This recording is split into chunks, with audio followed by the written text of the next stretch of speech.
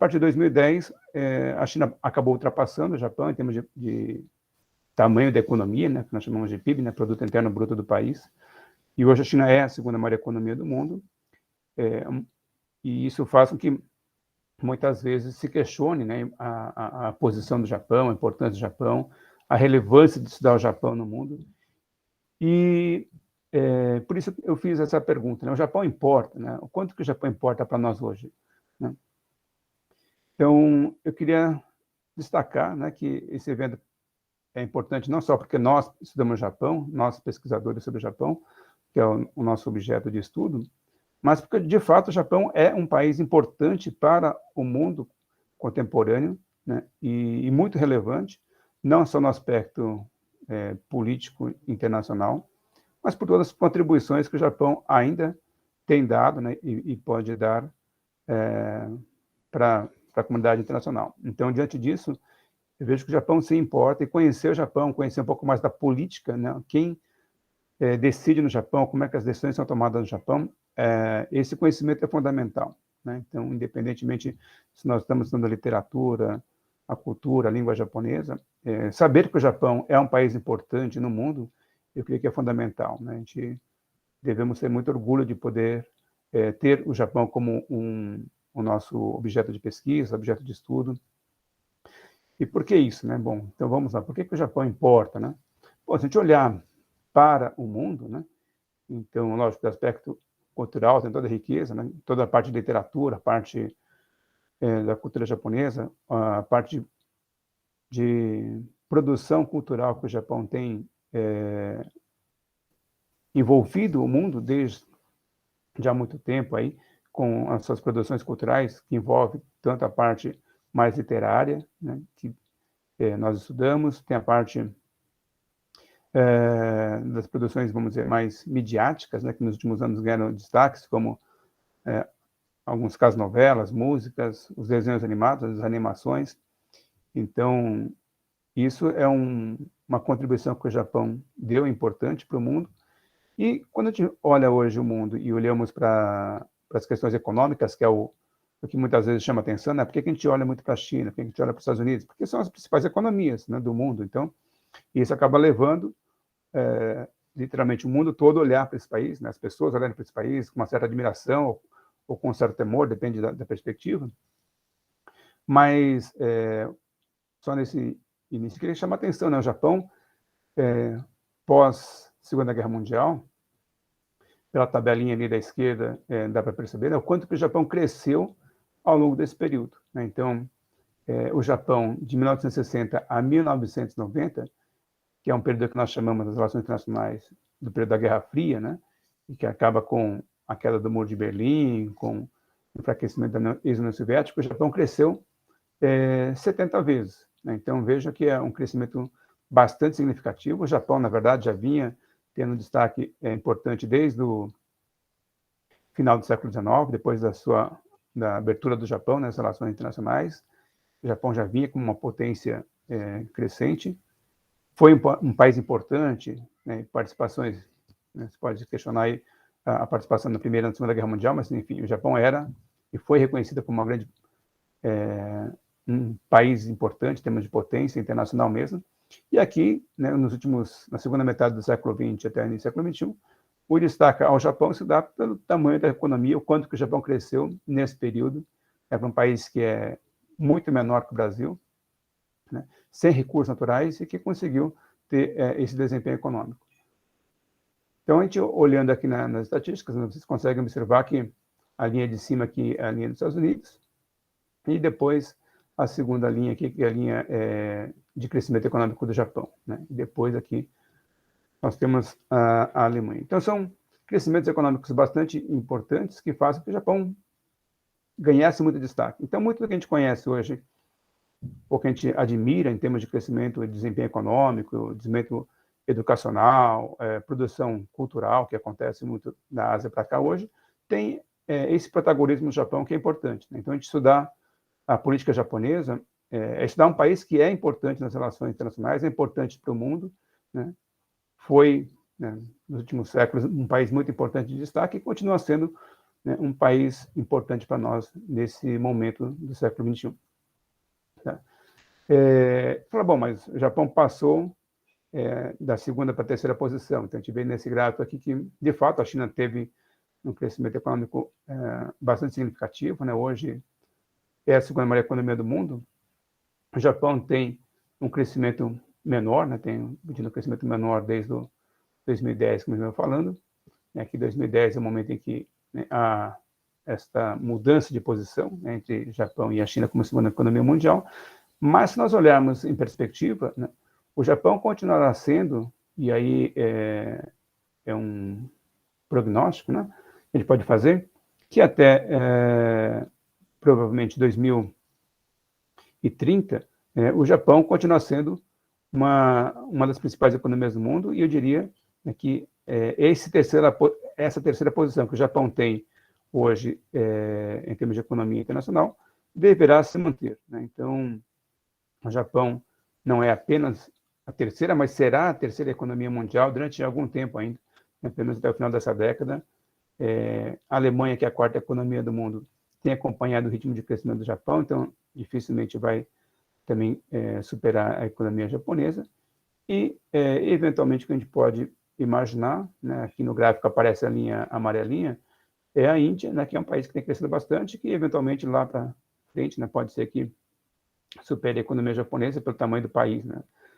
Deverá também já superar o tamanho da população chinesa, né, que já tem 1,3, 1,4 bilhão de pessoas. Então, a Índia é, sim, um país que a gente deve olhar daqui para frente, que poderá ultrapassar a economia japonesa em termos de tamanho da economia. Mas, enfim, nós temos aí uma década ainda para olharmos para o Japão como uma economia importante, né, a terceira maior economia do mundo. Então, por tudo isso, mostra que o Japão é um país, né, que estudar a política japonesa é um assunto relevante, é importante. Então, eu só queria destacar essas primeiras lâminas, né, esses primeiros slides que eu apresentei para vocês, porque eu acho que é muito importante ressaltar essa posição que o Japão tem no mundo hoje, né? Eu, como sou da área de relações internacionais, muitas vezes as pessoas assim, deixam de perceber, né? Não de considerar, mas de perceber mesmo a importância que o Japão tem no mundo ainda nesse aspecto econômico, né, que é a terceira maior economia, vai continuar sendo a terceira maior economia do mundo. Fora isso, tem aspectos, agora sim que a gente vai entrar nos aspectos políticos, né? Então, a gente veremos um pouquinho sobre a política interna ao Japão e um pouco desses efeitos dessa política interna que vai acabar também refletindo na política internacional, nas relações com os demais países. Então, é importante a gente olhar aquilo que acontece no Japão, quais são as decisões que são tomadas internamente ao Japão.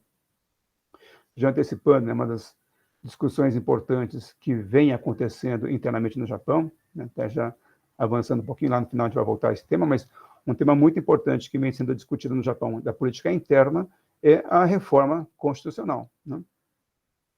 O primeiro-ministro Abe tentou, né, e tinha como um dos pilares da sua plataforma política a reforma da Constituição do Japão, em particular o conhecido, né, as pessoas que acompanham um pouco da política internacional do Japão e a política interna, o artigo 9º da Constituição, que limita a participação do Japão em questões internacionais, né? O Japão renuncia à utilização do poder militar, né, do exército para resolver questões internacionais. Então, esse é um tema muito importante, que é uma discussão interna, política interna ao Japão, mas com repercussões muito significativas, apesar de ser um assunto interno, porque a Constituição japonesa, a mudança ou não dessa Constituição pode, e é percebida, né, pelos países vizinhos ali, como um elemento muito sensível, né? Existe muita resistência dos países vizinhos, como a Coreia, como a China, né? São países ali que têm históricos de tensões com o Japão. Então, é uma questão doméstica, uma questão de fórum, né, da política interna. Existe dentro do próprio Japão pessoas, né, e a população dividida em relação a esse tema.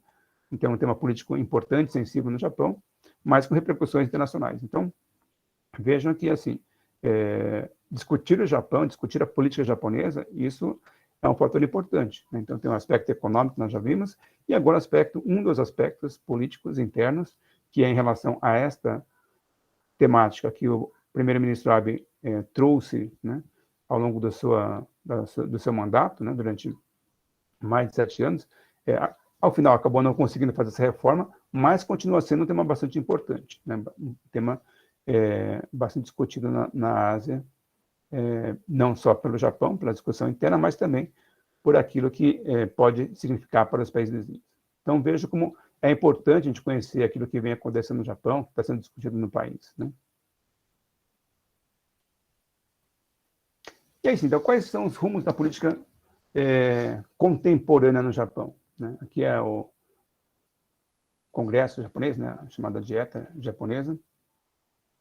Então, é uma preocupação importante, né? Como eu falei, se nós temos ali uma preocupação em vários países do mundo com os rumos que tomaram, né? Países que eram considerados tradicionalmente democráticos e que, de repente, tiveram a ascensão de políticos mais conservadores e que isso trouxe algumas repercussões importantes para diversos países do mundo, né? E aí vou pegar o caso que é bastante emblemático, que foram os Estados Unidos, com a ascensão do presidente Trump, né, que saiu e agora foi sucedido pelo Biden, mas é um país que, assim, era considerado o fiel, né, da balança internacional, de mediação de várias questões, né, era o fiador de muitos acordos internacionais, e com o presidente Trump, ele foi um presidente que abalou muito essa confiança, né, nos Estados Unidos, ou inteiro Estados Unidos, como fiador, né, de vários acordos internacionais. O próprio Estados Unidos, com o presidente Trump, saiu de vários acordos internacionais.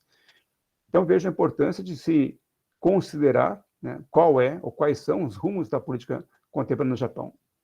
O que tem acontecido no Japão. Então, a gente viu nos Estados Unidos, na Turquia, no Brasil, países europeus, né, vários países que passaram por uma transição para partidos ou políticos mais conservadores, mais à direita, e isso com repercussões internacionais importantes, gerando tensões importantes entre vários países. Então, no Japão, para onde está indo o Japão neste momento? Né? Será que o Japão corre o risco de caminhar também para uma posição mais radical, mais populista, mais extrema, de extrema-direita, né? Mais nacionalista?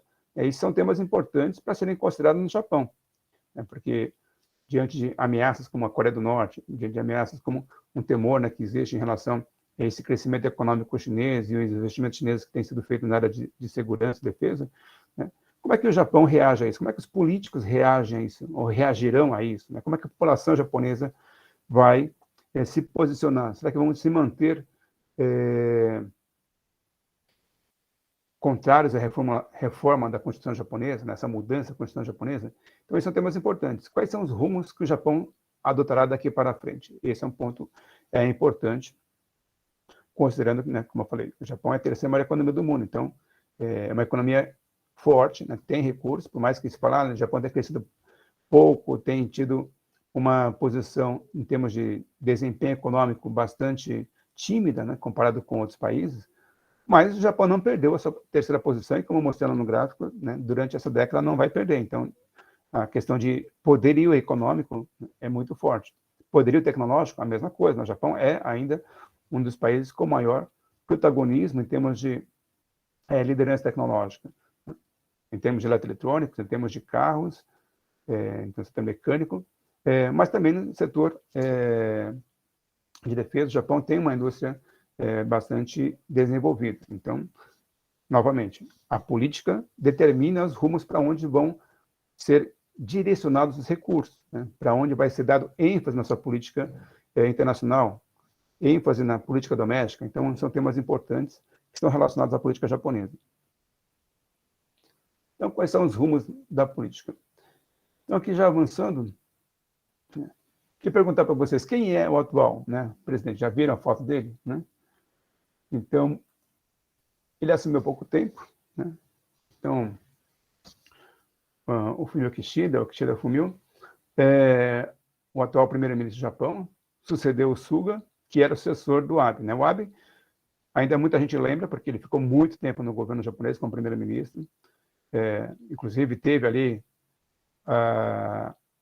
algumas políticas que foram cunhadas com o nome dele, né? O Abenomics, por exemplo, né? Que era a política do Abe em termos econômicos. Mas, mais do que isso, o Abe, durante o seu mandato, ele teve muita atuação na transformação, inclusive, do cargo do primeiro-ministro do Japão. O cargo de primeiro-ministro do Japão, ele é avaliado como um cargo, ou seja, uma posição que não era muito forte no Japão. Ainda hoje, né, depois do Abe, isso se fortaleceu durante o governo Abe, né, ele foi promovendo reformas que acabou fortalecendo a posição do primeiro-ministro, a posição política do primeiro-ministro no Japão, mas ainda hoje, comparado com outros países, né, existe ali uma posição de não tanta força como existe em países presidencialistas, em países que têm também primeiro-ministro, mas que o primeiro-ministro é mais forte politicamente, capaz, né, com mais capacidade de determinação das políticas governamentais, de ordenamento, de orientação das políticas do governo. No Japão, o papel do primeiro-ministro, apesar de fortalecido, né, a partir do governo Abe, como mencionei, ele ainda é visto como uma posição relativamente fraca comparado com os outros. Tá? Mas, então, atualmente, o primeiro-ministro do Japão é o Kishida Fumio, né? É um professor formado em Direito, né, em Waseda, e é do Partido Liberal Democrata, no, chamado PLD, né, conhecido como PLD, Partido Liberal Democrata do Japão. E aí que eu queria chamar a atenção, né? Bom, nós temos um primeiro-ministro que acabou cedendo outro que ficou um ano no governo, né? E a grande discussão hoje sobre a política do Japão, qual é o rumo da política no Japão, uma grande preocupação é se o Japão vai conseguir ter um primeiro-ministro que tenha um mandato duradouro. No Japão, a gente vai ver aqui daqui a pouco, um dos grandes problemas do Japão é que as políticas no Japão, desde algum tempo aí, eles têm tido uma instabilidade muito grande, porque os primeiros ministros têm ficado muito pouco tempo no Japão, né, no cargo. Então, essa é uma preocupação importante. Quais são os rumos da política japonesa? Dependerá também de quanto esses primeiros ministros, né? O Suga já se estimava que ele teria um mandato relativamente curto, né, por causa que na sucessão do Abe imaginava-se que, de fato, o Suga não era uma pessoa muito popular, carismática, né? Era uma pessoa de consenso, assim, de capacidade de negociação muito boa, mas não tinha não transparecia um poder político muito forte, né? Kishida já é um político um pouco mais, vamos dizer, de maior estatura em termos de popularidade, de envergadura política. Então, pode ser que ele venha a ter um mandato mais longo, né? Ainda estamos olhando o começo do seu mandato, mas isso é uma preocupação importante, é uma discussão que se tem sobre o Japão, né? Para onde caminhará a política japonesa? Será que voltaremos a ter novamente uma instabilidade grande, com vários políticos sucedendo em mandatos de um ano? Né? Porque existe essa preocupação, porque com mandatos de um ano e meio, é difícil que você estabeleça no Japão rumos, né, para a economia, rumos para a política externa, de maneira mais sustentável. Então, por isso é uma preocupação grande com o que acontecerá daqui para frente. Então, essa é uma pergunta que está em aberto e eu também não consigo responder, né? Vai depender do desempenho, como é que a gente vai verificar o que vai acontecer agora com os novos primeiros ministros, começando pelo primeiro-ministro Kishida. Né? Vamos lá. Como eu falei, né? O primeiro-ministro Kishida, ele é do Partido Liberal Democrata, né? E só para mostrar, né, o poder desse partido, ele tem hoje, né, nas últimas eleições, o Partido Liberal Democrata manteve, né, a sua liderança em termos de domínio do parlamento japonês. Tá? Então, são 435 cadeiras, né? O PLD sozinho tem 262. E mais o partido Komeito, né, o Komeito, isso dá a maioria absoluta, né, como dá para ver aqui pelo gráfico, pela pizza. Então, de fato, o primeiro-ministro do Japão hoje, ele tem uma capacidade de fazer passar, né, na Câmara Baixa ali, as suas políticas bastante grande, porque ele tem a maioria absoluta no parlamento. Então, mostra a força que esse partido tem, né, o Partido Liberal Democrata tem no Japão, e que, associado ao Komeito, tem mantido o poder aí desde, né, da ascensão do Abe, do retorno do Abe à política. A política não, à posição de primeiro-ministro. Então, vejo que essa é uma posição muito forte.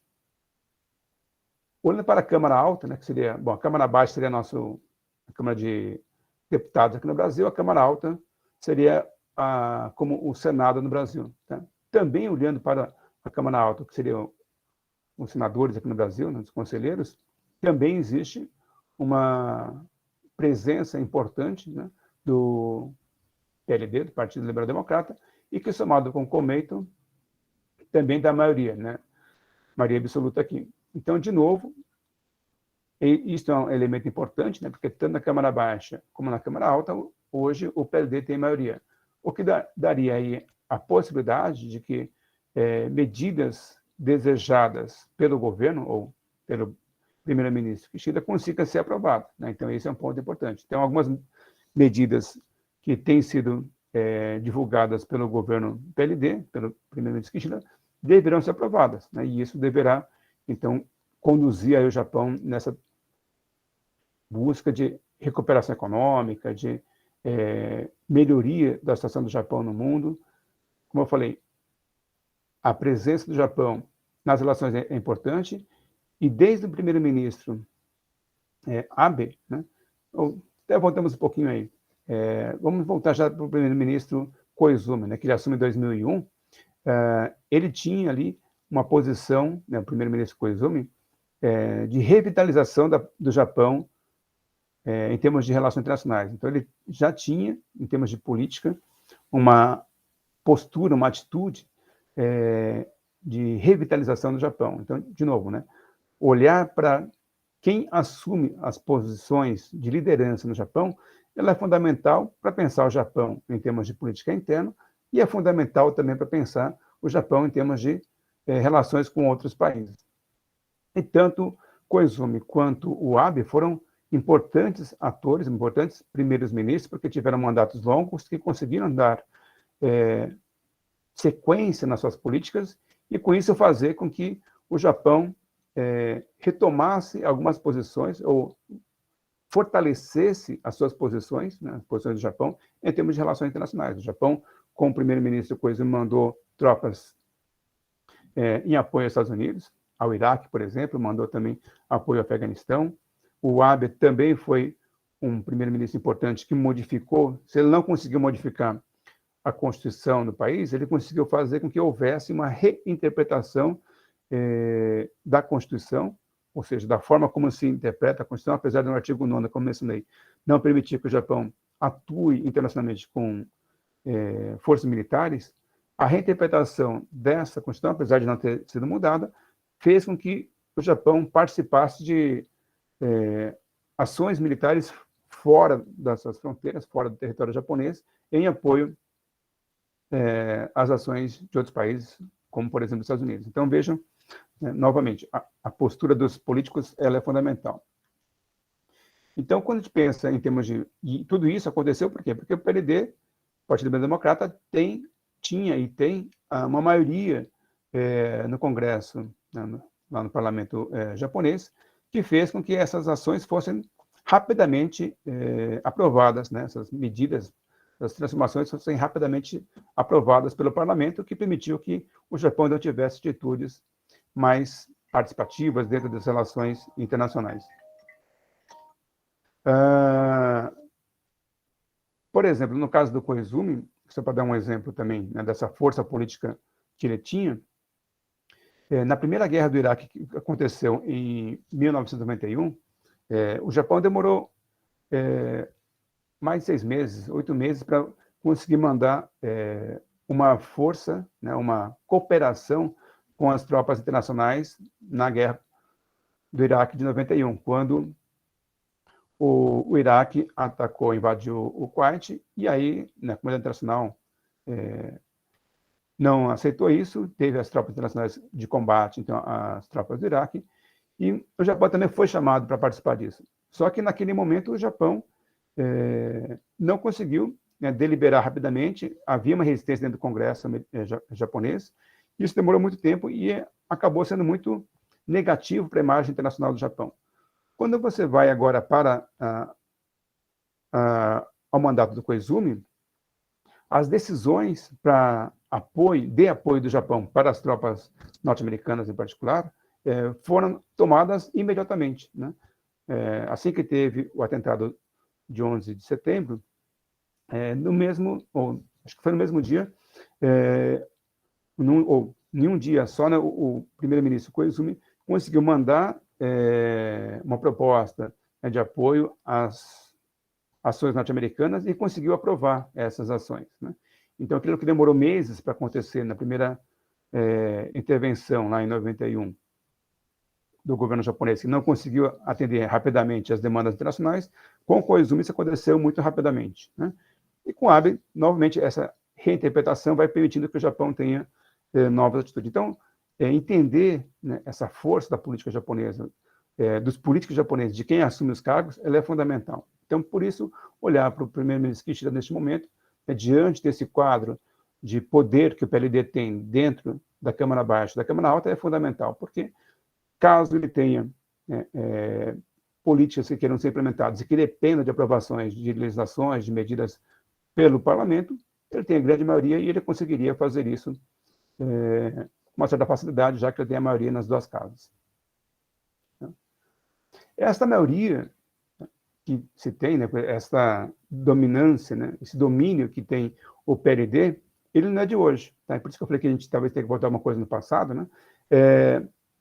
E esse domínio que o PLD tem no Japão é um domínio que vem desde 1955. Então, veja, desde 1955, nós tivemos ali uma fusão entre o Partido Liberal e o Partido Democrático da época, né, que eles se uniram para fazer frente aos partidos de esquerda que tinham se unificado em torno do Partido Socialista. E, naquele momento, então, a decisão foi de fusão, né, do Partido Liberal e Democrático, formando o PLD.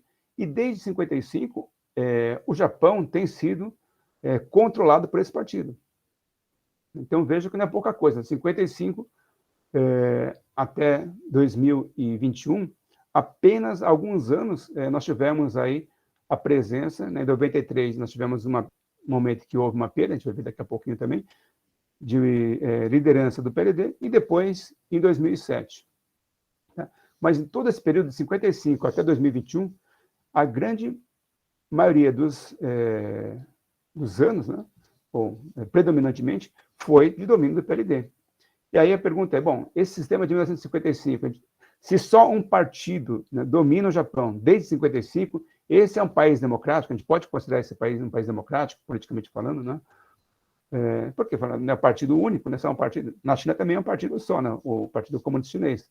Né? Mas lá se critica dizendo que não é um partido democrático. No Japão tem o PLD que domina a política japonesa desde 55, que é o PLD. Então o Japão ou deixa de ser um país democrático por causa disso? E a gente vai ver que não, né? Então, isso é um ponto importante para considerar também em relação ao Japão. Apesar desse predomínio de um partido durante todo esse período, o Japão é considerado, sim, um país democrático, né? É um país que tem eleições livres, que tem vários partidos que concorrem, né? Então, é considerado, sim, um país democrático. E aí, para trazer um dado, né, de pesquisa internacional, tem esse índice de democracia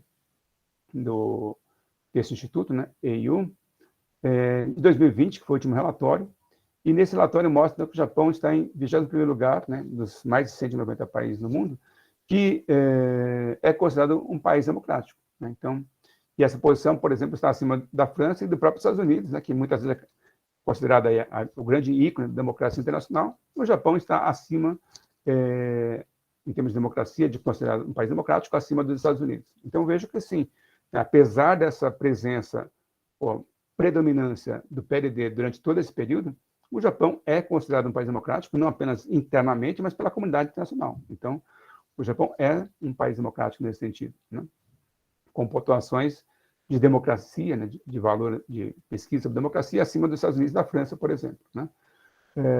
Essa posição que o Japão teve, né, ele até subiu alguns pontinhos, eu mostrei aqui no 2019, foram 7,99 pontos nessa avaliação de democracia, nesse ranking. Em 2020, eles melhoraram essa posição, né? no ano passado, de 7,99 para 8,13. Né?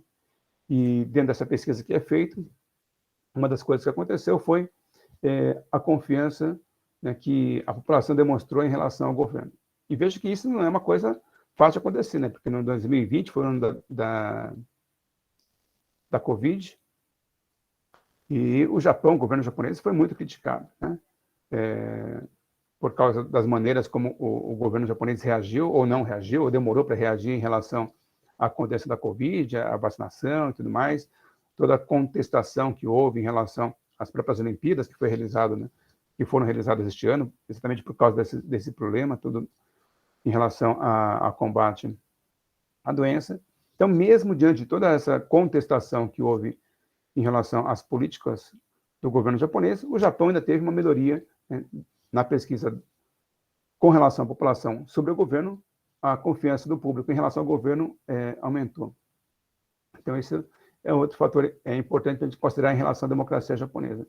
E uma outra pesquisa, né, que é o World Value Survey, mostra, né, que existe no Japão hoje uma percepção de que os políticos eleitos, né, então, no caso, primeiro-ministros, deputados, senadores, a gente comparando aqui com o Brasil, né, ou seja, Câmara Baixa e Câmara Alta, os representantes conselheiros, eles são considerados preferenciais em relação aos tecnocratas. E por que isso é importante? Porque no Japão, até os anos 80, a burocracia era considerada uma burocracia que dava ao Japão uma grande força em termos de desenvolvimento econômico. Todo ou grande parte do desenvolvimento econômico que o Japão teve depois da Segunda Guerra Mundial, né, de se transformar naqueles 70 vezes lá o crescimento econômico, muito foi atribuído à burocracia japonesa, né?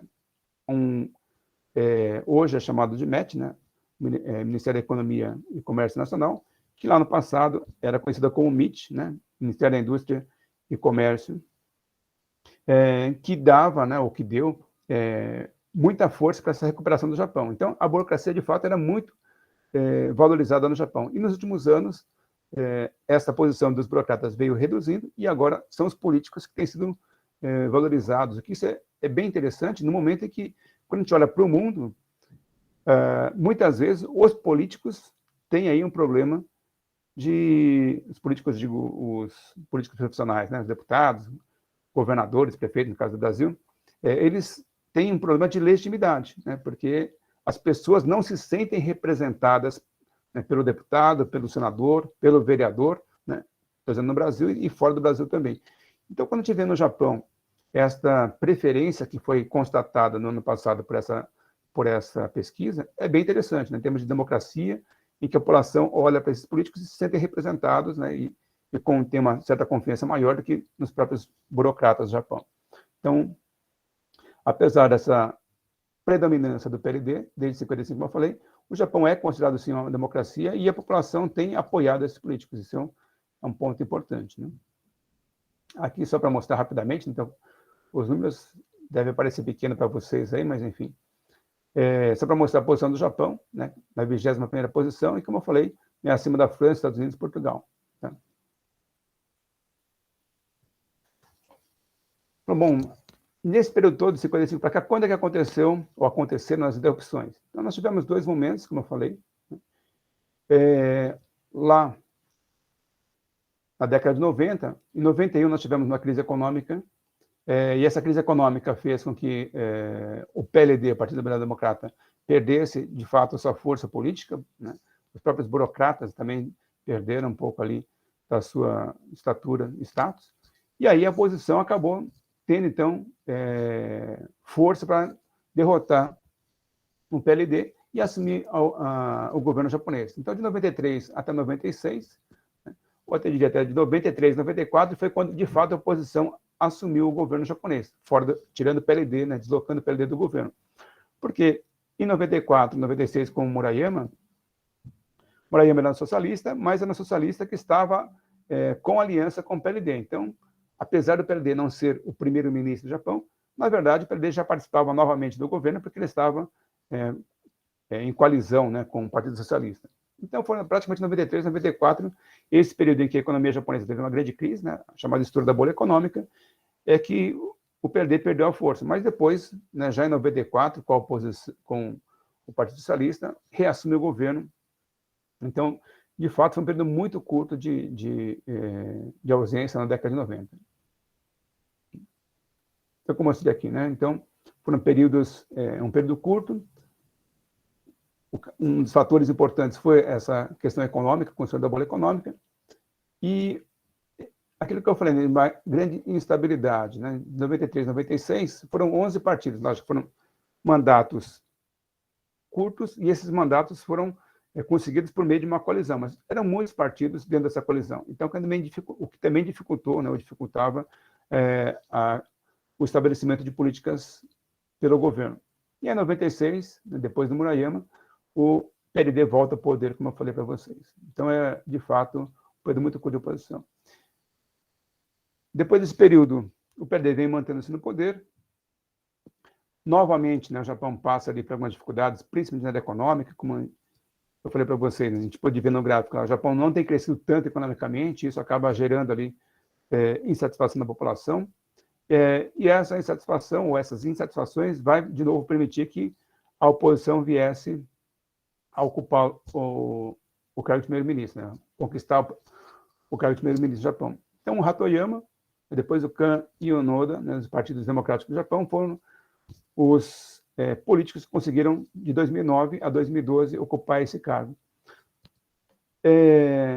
Nesse momento, quando o PLD perde o poder para o PDJ, Partido Democrático do Japão, imaginava-se, né, que ali poderia acontecer de se estabelecer no Japão, como há nos Estados Unidos, né, pelo menos um bipartidarismo, ou seja, nós teríamos um partido liberal-democrata, né, que é um partido forte e consolidado no Japão desde 55, e que o Partido Democrático do Japão viesse então a se consolidar como também um partido forte. Mas, né, coisa da história, né, vai acontecer, né, situações bem complicadas. Então, o Hatoyama, que era da oposição e que assumiu o governo com um discurso de maior independência, de maior força do Japão, de projeção, né, e entre esses pilares estava fazer com que o Japão se tornasse um país mais independente dos Estados Unidos, disse que, né, ou declarava em seus pilares políticos, que o Japão retiraria as tropas americanas de Okinawa. Não conseguiu, né, uma coisa muito complicada, não conseguiu, isso acabou sendo um dos pilares do seu fracasso político, vamos dizer assim, né. Além disso, também nas questões de política de crescimento econômico, não foi muito bem. O seu sucessor, o Kan, né, aí sim, como eu falei, questões históricas, né, acabou acontecendo aquela tríplice tragédia, né, do Japão, de 2011, ou seja, teve o terremoto, teve o tsunami e teve o problema da usina nuclear. E isso acabou fazendo um período muito difícil para o governo japonês, e que tanto o Naoto Kan quanto o seu sucessor, o Noda, não conseguiram dar conta. O Noda, no seu mandato, a população acabou votando no PLD, né, ele perdeu a maioria no parlamento, e isso fez com que ele também, então, acabasse vindo a renunciar. E com isso, nós temos aí, de novo, né, um período de 3 anos, mas relativamente curto, de mandato da oposição, e com isso volta-se a abrir espaço para o PLD com o Shinzo Abe. Né? Então, como eu falei, né, no caso do Japão, com exceção do Abe, né, que foi o primeiro-ministro em 96, e o Koizumi, que assume aqui o número 87, né, o Japão teve um período de muita instabilidade, ou seja, os políticos no Japão tiveram, em média, 2 anos de mandato. Tá? É um mandato muito curto. Né? Você imagina que você tem que montar o gabinete, os primeiros ministros conhecerem a situação, colocar os ministros ali, então, até implementar a política, isso gera muita instabilidade. Só para ter uma comparação, né, de 45 a 2016, quando foi essas mudanças que eu fiz o cálculo aqui, o Japão teve 33 primeiros ministros, comparado com o Reino Unido, no mesmo período, teve 12 primeiros ministros. Né? Então, é quase o triplo, né, de primeiros ministros em relação ao Reino Unido. Em relação ao Brasil, nós tivemos 22 presidentes, que também, né, a gente considera que deveria ser 4 anos de mandato, né? Então, também tivemos a nossa instabilidade, mas, mesmo assim, a média de 3 anos, né, superior aqui ao do Japão. Então, é, de fato, um período de grande estabilidade. E esse é o grande temor, né? Quais rumos do Japão neste momento? O temor é que se volte a ter, né, diante das dificuldades que o Japão já enfrenta em termos econômicos, em termos de necessidade de melhorar sua situação fiscal, porque o Japão hoje é o país que tem maior dívida pública entre os países do mundo, né?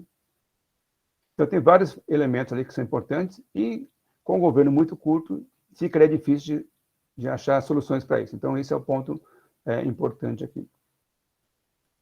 Então, quais seriam os novos rumos para o Japão nessa política contemporânea? Acho que isso é a nossa grande questão, né? Dificuldade, né? Porque estamos num momento de incerteza, de novo, no Japão, né? Mesmo com o Abe, né? As coisas andaram um pouco, a economia japonesa cresceu um pouco, conseguiu recuperar um pouco da sua estatura, musculatura de posição de país internacional, mas algumas coisas ficaram por fazer. A dívida pública continua muito alta. Então, existem muitas incertezas no Japão ainda neste momento. E olhando especificamente para o primeiro-ministro Kishida, que assumiu agora há pouco tempo, né? Como eu falei, ele é um político que não tem a mesma envergadura em termos pelo menos por enquanto não demonstrou isso, né? De posição afirmativa, como o Abe teve ou como o Koizumi teve, né? Então, há uma expectativa que ele não promova reformas tão profundas na economia, né, como o Abe fez, né? O Abe falou, não, vou fazer inflação no Japão para que o Japão possa crescer economicamente, né? O Kishida não trouxe, né, essa mesma plataforma assim. Ele mostra uma preocupação com a população, né? No Japão houve um crescimento da desigualdade importante, desigualdade social, de renda, né? Então ele tem colocado isso. Só que para fazer isso, né, a avaliação que se tem é que o Japão volte a ter aí o aumento de gasto público, que é uma grande preocupação. O Japão, como eu falei, já é um país que está muito endividado e fazer novas ações, né, elevando o gasto público, ao mesmo tempo existem restrições, né, porque existem políticas que são contrárias a isso, e, por outro lado, vai gerando, né, uma preocupação maior com a dívida pública japonesa. Então, isso é um ponto importante. Para onde vai, né? São incertezas que aparecem ali.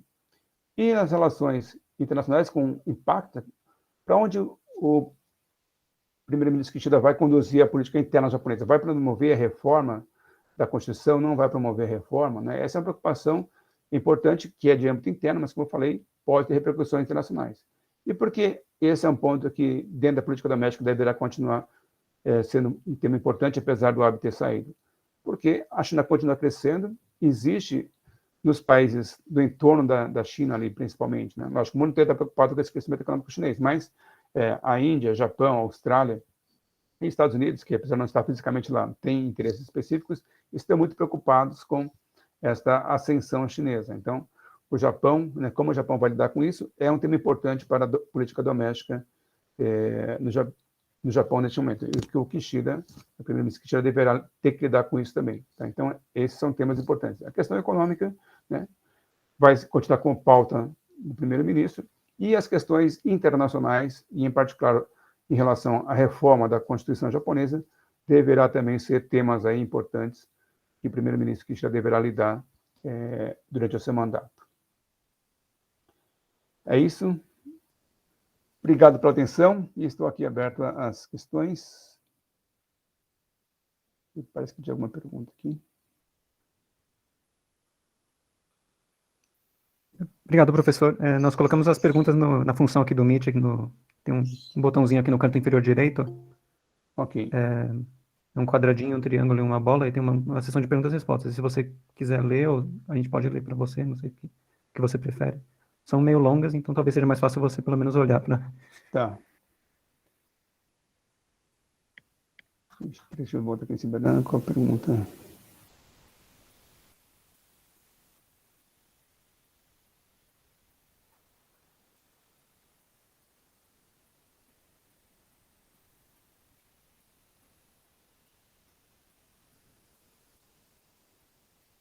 Eu não estou achando as perguntas. Tem vários comentários aqui, mas perguntas especificamente. Então, tem um botão no canto inferior direito, que é um triângulo, um quadrado e uma bolinha. Ah, tá. Desculpa. Ali em cima tem perguntas e respostas, acho. Ah, ok.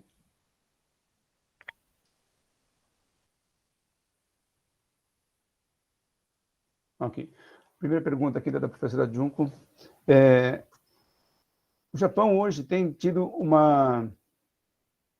governo japonês, né, tem se preocupado bastante com o seu protagonismo em relação à área tecnológica, né? O Japão, de fato, acho que já foi mais evidente, né, essa liderança tecnológica do Japão. O Japão, nos últimos anos, perdeu esse brilho, né? Não que o Japão perdeu a liderança, a posição tecnológica. O Japão continua sendo um país tecnologicamente bastante importante, mas o governo Abe, finalzinho do governo Abe, o governo Suga, fizeram medidas, né, de aprovação de reformas dentro do Japão para tentar levar o Japão novamente a uma posição de destaque nas questões tecnológicas. Isso a gente começa a perceber. E na área tecnológica, em particular, uma das áreas que o Japão tem se destacado bastante é na área da robótica, né? Lá no passado, nos anos 90, o Japão já tinha uma posição em relação aos robôs bastante de protagonismo bastante importante, mas houve uma decisão do Japão de não robotizar tanto a economia, porque isso poderia causar desemprego, né? Ocupar espaços que não eram interessantes. Mas, neste momento, como falta mão de obra no Japão, a parte de tecnologia ligada a robôs tem avançado bastante, até porque falta mão de obra no Japão, né? E também está ligado com a questão do envelhecimento, né? O Japão está envelhecendo, falta mão de obra, e a tecnologia ligada aos robôs vai buscar compensar isso. Em relação ao aspecto econômico, esse é o grande desafio do Japão. De novo, o Japão está tentando buscar aumentar a sua eficiência, né? Como falta mão de obra, ter produtos de maior valor agregado. Então, não produtos que não dependam tanto de mão de obra, mas que possam ter bastante valor. Então, o desenvolvimento tecnológico é fundamental. E em relação à população, a taxa de natalidade, esse é um caminho muito difícil. O Japão já vem há mais de 2 décadas tentando fazer com que houvesse ali um aumento da taxa de natalidade, mas é muito difícil, né? O Japão tem um custo de vida muito alto, tem feito com que isso desestimule, né, as famílias a terem mais filhos, e tem questões sociais também, né? O fato de tem sido apontado, né? Não que isso seja um problema no sentido, como é que eu posso dizer, da carreira profissional, né? Mas o fato das mulheres estarem se dedicando mais às carreiras profissionais, isso posterga, né, a maternidade, e acaba fazendo com que as mulheres tenham, né, ou as famílias tenham, né, um filho, né? Então, com um filho por família, isso não é suficiente para manter a população do Japão, né? Teria que ter no mínimo 2 filhos por família, né, para poder ter aí a manutenção da população no Japão. Então, são questões difíceis, né? A natalidade é um problema que hoje não vejo solução no Japão, né? Assim como não tem para a Alemanha, né? Para a própria China, que está com dificuldade, Canadá, para a Coreia. Então, a natalidade é um problema que acontece para vários países do mundo. Esse problema sem solução, a gente não viu ainda. O próprio Brasil estamos caminhando para isso também, né? Pergunta do Felipe. Quer que eu leia? Eu vou ler aqui, que aí fica mais Ok. fácil para todo mundo ler. A pergunta do Felipe: professor Alexandre, muito obrigado pela fala. Minha pergunta é um pouco específica. O senhor teria alguma informação sobre representatividade no governo ou em órgãos públicos de mulheres e pessoas LGBT? Como o senhor avalia a abertura da sociedade japonesa a essa discussão hoje? Obrigado. Nesse aspecto, a sociedade japonesa ainda é muito conservadora, né? A participação da mulher, ela tem um livro aqui, mas ela é muito baixa ainda, né, na sociedade japonesa. E também em relação às pessoas LGBT, o Japão ainda é uma cidade muito conservadora. Tem poucos espaços, vamos dizer assim, né, para expressão, para liberdade das pessoas. Tanto é que tem algumas casas de café, agora esqueci o nome lá das casas, mas que as pessoas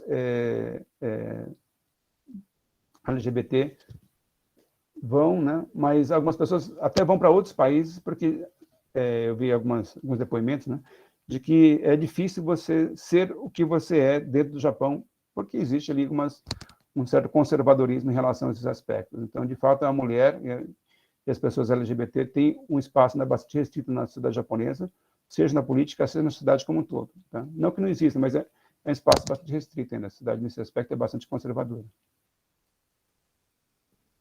Certo. Aqui, pergunta da Laura. Como você vê a vitória do Nippon Ishin no Kai em Hyogo? partido vai se expandir nos próximos anos ou a tendência parece continuar com a força restrita à região de Osaka, já que em Hyogo foi numa área onde mora muita gente que trabalha em Osaka? Uhum. Olha, me parece que ainda é difícil falar que vai se expandir, né? Porque, assim, foi uma vitória, eu considero importante, né, naquela região, mas eu não vejo assim que tem uma força para se expandir para todo o país ainda neste momento, né? Acho que um dos problemas do Japão é que assim processo eleitoral, né, de votação para o parlamento,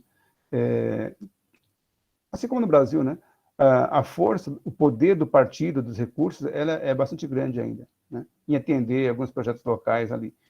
E o PLD é o partido que ainda é o maior, é que tem muitas conexões políticas, inclusive de obtenção de recursos para campanhas, então pode ser que aconteça, mas vai demorar. Neste momento eu vejo que é algo mais localizado, não é tão de tendência de expansão no Japão, por enquanto. Certo. E agora a pergunta do Felipe Medeiros. Como você avalia a relação do Japão com a Coreia do Sul, especialmente levando em conta a questão das Yanfu, ou as mulheres de conforto? Uhum. Nossa, essa é uma questão muito complicada. Bom, o que a gente vê, né, são duas posições bem distintas neste momento, né? O Japão defende, o governo japonês defende que já houve acordos, né, e, bom, tem vários trabalhos que apontam aí, né, que houve acordos feitos pelo governo japonês e o governo coreano em relação a essa questão, né, inclusive com a ex-presidente Park, né, de pagamentos de indenizações e tudo mais, ou mesmo voltando mais ao passado, né, de acordos que foram feitos. Só que, com o primeiro-ministro, desculpa, com o presidente Moon Jae-in, essa temática subiu novamente à Suprema Corte e não foi reconhecido, né? Ou esses acordos no passado não foram reconhecidos como sendo suficientes. Então, o que você tem lá no Japão é assim, uma posição sul-coreana e uma posição japonesa em relação a essa temática. E ambos, né, consideram que a sua posição ela está correta. Então, nesse sentido, eu vejo que ficou uma discussão sem solução, né? Porque não é um diálogo, é cada um defendendo a sua posição. A posição do Japão é dizer, olha, nós já resolvemos isso no passado, inclusive já pagamos por as indenizações por essa situação, para as mulheres, e a Coreia do Sul, né, a posição do governo neste momento é, não, as coisas do passado não foram resolvidas ainda, até porque parte desse recurso não chegaram para as pessoas que foram, de fato, que sofreram, né, naquele momento. Então, eu acho uma questão muito delicada e que tem abalado, tem criado muita dificuldade para as relações entre os dois países que foram, desde a década de 70, quando o Japão começou a buscar investir nos países vizinhos, uma relação de cooperação econômica bastante intensa, até de uma certa proximidade política, né, entre os dois países. Mas que neste momento está muito abalado e a gente viu aí nos últimos 2 anos com interrupções, inclusive, de relações econômicas comerciais entre os países, suspensão, né, de acordo entre os países. Eu considero uma situação bastante tensa e sem uma solução no momento, né? Não sei, agora vamos ter eleições na Coreia do Sul, depende de quem for o novo governo, talvez, né, o novo governo tenha uma posição diferente, aí você volte a ter um canal de comunicação, mais de diálogo. Neste momento, com o Moon Jae-in, eu acho difícil. Okay. Temos mais 10 minutos, porque a próxima mesa começa às 3h15. Aí temos mais 2 perguntas. Rodrigo, você pode falar para o professor Elas, por favor? Sim. Então, pergunta da Alice. Grata por esclarecer o índice de democracia. Só acho que a reação do povo nas Olimpíadas não entraram ainda na pontuação, não é? Queria saber se há conexão entre o estouro da bolha em 91 e o movimento de Kasegi. Sim. Em relação à reação das Olimpíadas, realmente não teve, né? Eu fiquei muito impressionado com a resistência, né, da população japonesa durante um pouco antes das Olimpíadas, durante as Olimpíadas, um pouco depois eu estive conversando com algumas pessoas que conheço no Japão e de fato as pessoas assim estavam muito resistentes, inclusive uma das pessoas falou, olha, ela não assistia nem os jogos, né? Ela estava no Japão, mas ela não assistia nem assim, as noticiários, porque ela recusava totalmente, ela era contra total as Olimpíadas. Então há uma resistência e eu considero que de fato a pesquisa do próximo ano acho que vai ser importante para ver como é que foi a reação do Japão, da população em relação às Olimpíadas ali. O ponto positivo, né, é que eu não sei exatamente quando é o momento que acontece a pesquisa ali, é que as Olimpíadas aconteceram sem nenhum grande episódio negativo em relação à Covid, né? Então, ela passou, né, teve alguns casos ali, mas nada que foi comprometesse. Então, isso foi um aspecto positivo, né, das Olimpíadas. Mas, mesmo assim, a população foi muito contrária à realização. Então, eu vejo que isso pode, sim, ter um efeito ruim, né, para a popularidade, percepção da população em relação aos Jogos. Porque a grande preocupação da população era em relação à doença. Como a doença não foi, assim, um problema, né, para o Japão, então talvez isso até passe neste momento, como já passou e a coisa não causou grandes danos, não pese tão negativamente para o governo. Mas, veja só, o Kishida agora, o primeiro-ministro, ele está muito preocupado com isso, né? Tanto é que o Suga demorou um pouco para poder reagir, ele disse que era importante, tá? Mas ele acabou fazendo as Olimpíadas e meio que passou por cima, então, da preocupação com a população sobre a Covid. Mas o Kishida, agora que teve a Omicron, né, ele rapidamente fechou o Japão à entrada de estrangeiros. Então, a gente percebe que assim, é um tema sensível para o Japão, né, para o político, e o Kishida ele assumiu dizendo que daria atenção para isso, e de fato, bom, agora não tem mais Olimpíadas, ele fechou, né, rapidamente, tentando garantir, pelo menos nesse aspecto, o atendimento à opinião pública, né? Então, acho que esse é um ponto importante. Em relação ao estudo da bolha 91, na verdade, teve impactos, né, relativos, né? Apesar do estudo da bolha em 91, os decassegues ainda não foram tão afetados negativamente, né? Lógico, teve no primeiro momento impactos ali de algum desemprego. Eu creio que o grande impacto sobre os decassegues, né, sobre os trabalhadores brasileiros que foram ao Japão, foi em 2008. Em 2008, realmente foi muito significativo, né? Ao longo da década de 90, esse impacto não foi tão significativo. Teve o primeiro impacto no início, mas isso foi absorvido e os brasileiros que foram para o Japão trabalhar continuaram tendo ali um benefício. Então, não teve um impacto tão forte assim, na minha opinião, né? E as pessoas continuaram no Japão. Talvez um ou outro teve ali algum problema de desemprego mais pontual, mas na média, quando a gente considera os trabalhadores de maneira geral, não foi tão grande. Tanto é que o número de brasileiros que foram ao Japão continuou crescendo. O impacto mesmo vai ser 2008. Aí, 2008, com a crise do Lehman Brothers, de fato, vai ser bastante significativo. Muita gente foi demitida, brasileiros. Alguns voltaram, né, e a gente teve uma redução bastante significativa, né? Chegamos a quase 300 mil brasileiros e agora estamos ali em torno de 200, um pouco menos de 200 mil.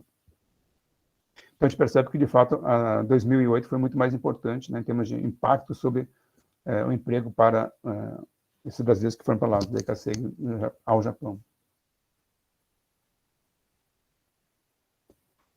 E, por fim, uma pergunta minha, é meio que com base mais em questões de cultura e de literatura, coisas que eu tenho lido e minhas experiências no Japão com pessoas jovens também, de querer falar sobre essas coisas, né? Então parece que eu tenho a impressão que existe uma apatia política entre os jovens japoneses nas últimas décadas, especialmente após o final dos anos 60, né, que teve todos os conflitos lá da Anpo. E aí eu queria saber se você acha que há uma relação entre essa tendência dos jovens não participarem muito, não ter interesse em se envolver com a política e a manutenção do poder pelo PLD, se o sistema educacional e suas políticas educacionais, né, do PLD também parecem incentivar essa apatia. Uhum. De fato, isso é um problema para o Japão, né? Apesar de a gente falando que existe essa força do PLD, as eleições que acontecem no Japão, como lá o voto não é obrigatório, né, as pessoas também têm uma participação relativamente baixa em termos das eleições. Não é todo mundo que vai votar, né? Todos os eleitores potenciais que votam. Então, essa é uma crítica que pode ser feita, né, da legitimidade desses governos, porque não é todo mundo, literalmente, que vota ali, são as pessoas, né, que participam. E é uma participação, às vezes, baixa, em torno de 60%, por aí vai, um pouquinho mais. Então, essa é uma crítica. Em relação aos jovens, de fato, existe essa apatia, né? Então, esse é um problema importante que acontece no Japão e em outros lugares do mundo também, né?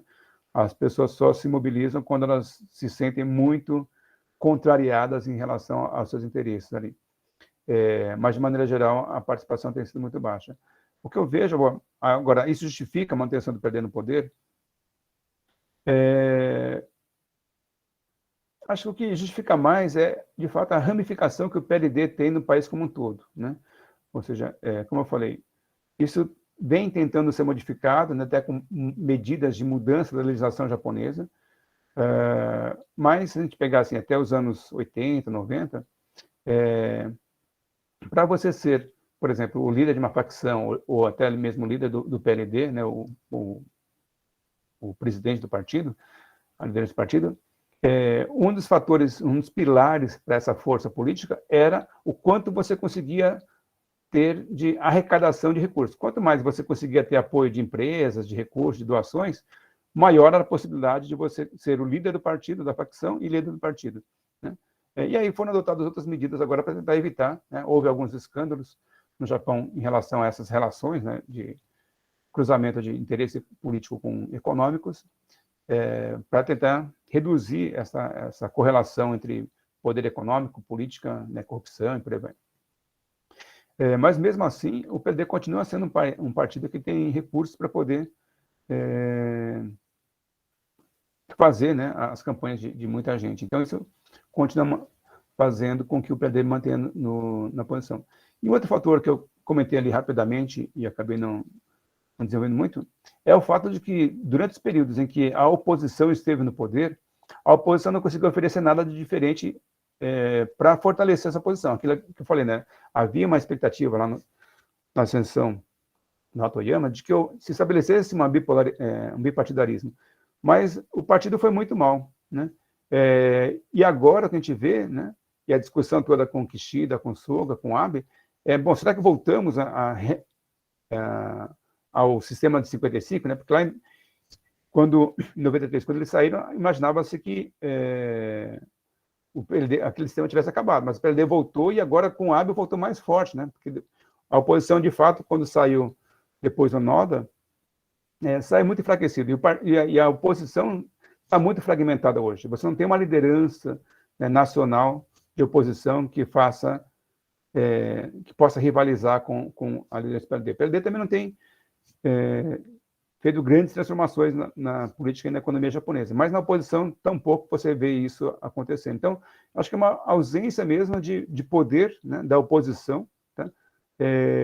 De levar políticos, ou de trazer políticos, né, com essa envergadura para poder rivalizar com o PLD. Então, acho que existe isso, mais uma fraqueza de oposição, né, que não aparece hoje, neste momento, nenhum político com essa força, né, do que, de fato, essa participação da população. A população está votando naqueles que estão ali disponíveis para eles. Acho que é isso um pouco que está acontecendo, né? Então, se houver a emergência de um político de oposição que realmente tenha força, né, com propostas, aliás, isso é até uma tese que se tem sobre as políticas no Japão, que por que Koizumi e por que o Abe foram políticos de mandato tão longos? Porque eles eram muito personalistas, ou personificavam, né, assim, na sua pessoa, essa força política, né? O Koizumi, ele assumiu depois de vários líderes do PLD que também não foram mandatos muito curtos. Mas por quê? Porque ele era um cara que ele assumia a responsabilidade, ele propunha coisas, né? Teve a reforma da privatização do Correio, por exemplo, que ele simplesmente proibiu ou não permitiu, né, que pessoas do seu partido, né, do PLD, que não eram favoráveis à privatização do Correio, que eles concorressem ao cargo. Ele dissolveu o parlamento e quem era contra a privatização do Correio, ele não deixou participar das eleições, né? Então era muito personalizado o partido nele e ele na política.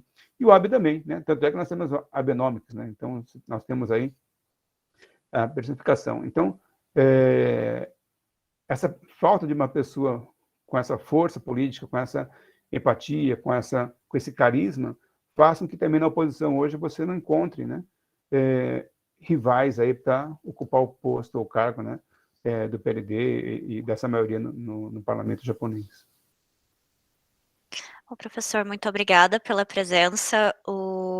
A gente vai ter que encerrar aqui por agora, infelizmente. A gente poderia ficar ouvindo o senhor falar o dia todo, mas nosso tempo é curto. Bom, a gente volta às 3h15 com a primeira mesa do dia, a mesa 11 do nosso evento, que vai ter mediação da professora Mônica Okamoto, da Universidade Federal do Paraná. Eu vou passar a palavra continuar a palavra com o Rodrigo e passar para a Laura. Aqueles que vão moderar essa mesa. Muito obrigada novamente, professor Alexandre, e continuamos para a próxima mesa às 3h15. Eu que agradeço, obrigado a todos. É só falar que tem uns comentários no chat também de agradecimento para o professor, então, enquanto a gente espera começar a mesa, se quiser dar uma lida lá. Ok, obrigado.